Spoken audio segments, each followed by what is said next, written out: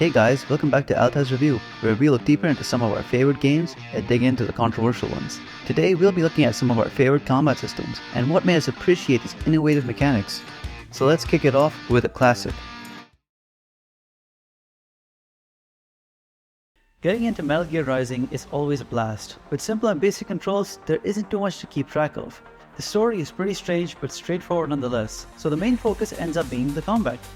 The combat builds up, so you're expected to master the basics and keep fast reflexes. The biggest factor that picks up combat is that there's no way to block.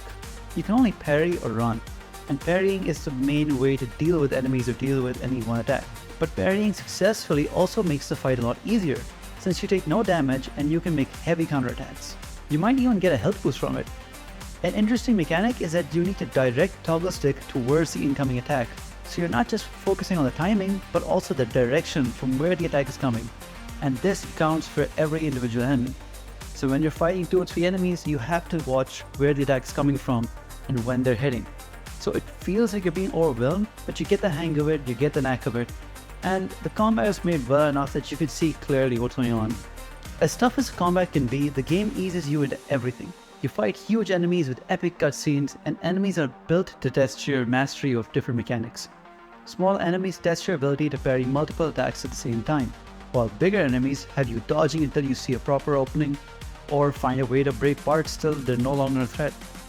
Balancing a tough-to-master combat system with high adrenaline gameplay makes you excited to proceed and gives you the confidence to slash through obstacles.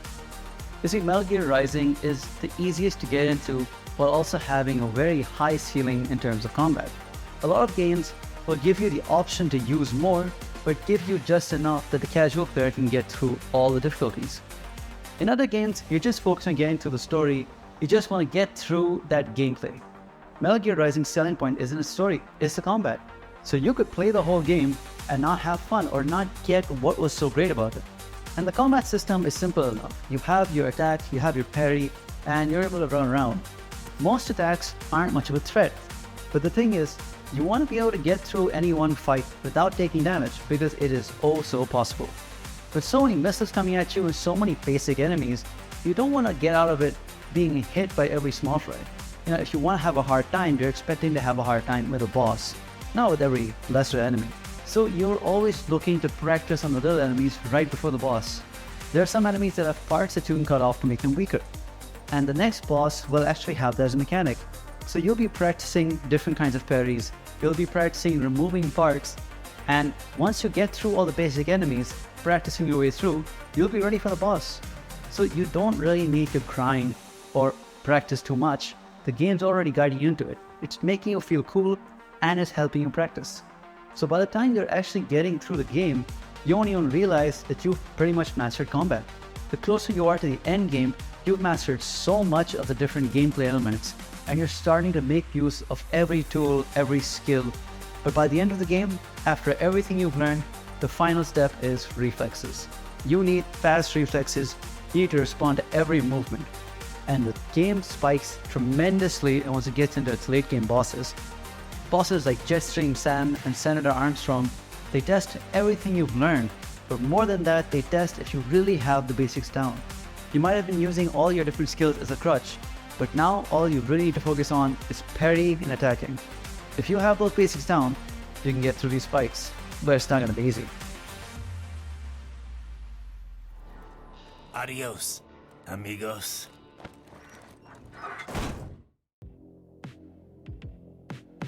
One of the more recent titles, Ghost of Tsushima has an amazing story, but I was equally impressed by how they implemented a variety of combat options. A game that benefits from higher difficulty options, Ghost of Tsushima has a sword style and ninja tools for every situation. But the fun part is that it doesn't force you to play in any one way.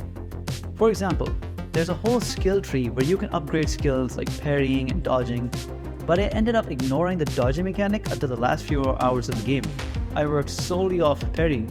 Using the anti-sword style on a spear user works well enough, but using the anti-spear style on a spear user will two-shot the enemy.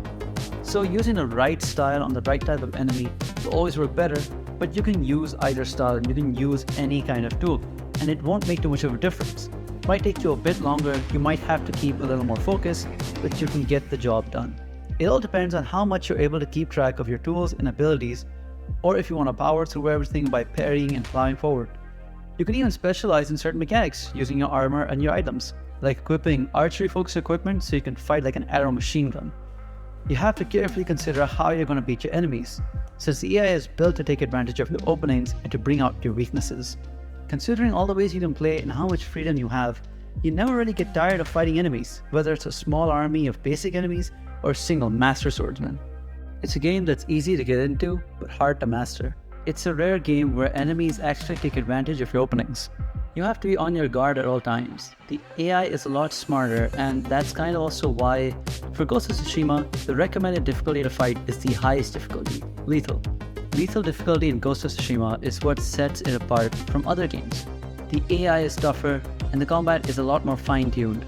Another addition of Lethal mode is that there's a chance for you to one-hit kill the enemy, but this applies to you as well.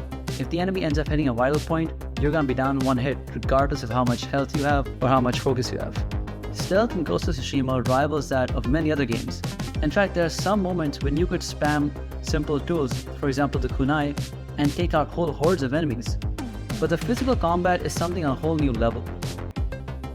Like the other games in this list, there's a lot of reward in being aggressive and targeting enemies' weak spots and forcing them to break, to stagger, but you can also take it slow and steady, being able to choose between an aggressive or passive style of gameplay while also having enemies being threatening in both styles really gives you the feeling that you are getting better, but you're never getting too strong.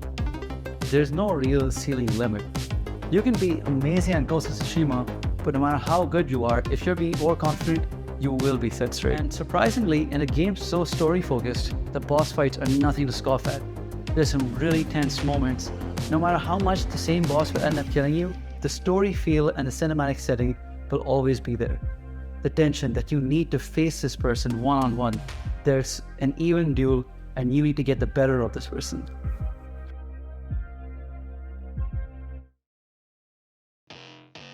Some people will focus on its difficulty, but I'd like to break down the genius of its combat. Sekiro ends up putting together strong ideas from different games. The simplistic but aggressive gameplay of Metal Gear Rising, the tool variety and strategy of Ghost of Tsushima, and the no mercy style of Dark Souls. Sekiro has you mastering your timing from all directions like a waltz, dodging up, down, left or right, and attacking only once or twice when you see the right opening. As the game quotes, hesitation is defeat.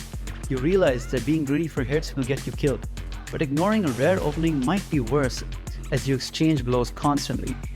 Aggression doesn't mean trying to hurt the enemy, you simply need to take advantage of the unique posture mechanic. The more pressure you put on the enemy, their posture meter will fill up. Once the posture meter is full, you can one-shot the enemy, and this applies to every single enemy, from the small enemies to the biggest bosses.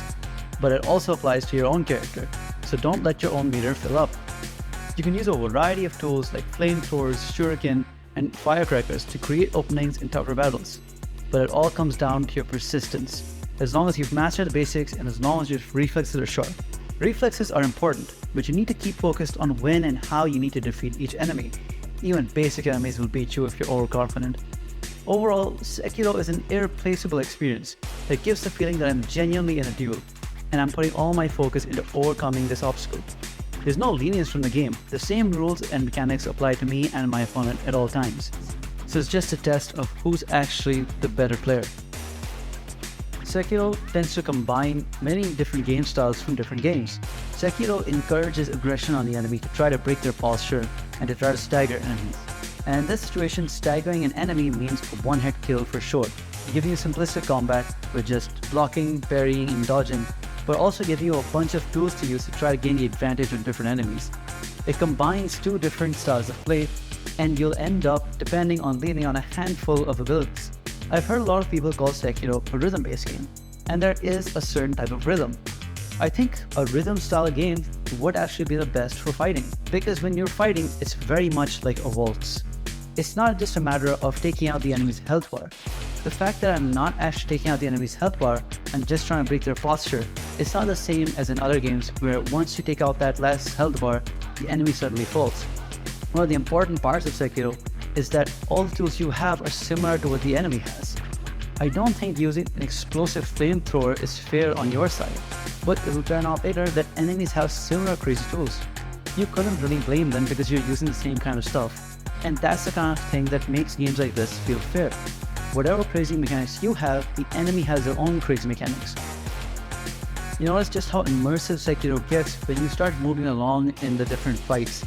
After fighting someone like Genichiro, you'll notice that you're able to read movements. That shows just how amazing the animations are in this game.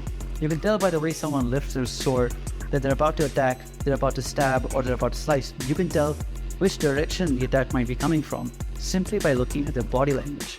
And even more interesting is, there's a boss that comes later that actually uses body language to trick you. He actually positions himself like he's going to slash at you, but at the last minute he stabs you and completely throws players off, and he has a lot of moves like this. And that's an amazing moment of using very realistic mechanics. They're not using some game mechanic, they're just using body language, and that is as immersive as it gets.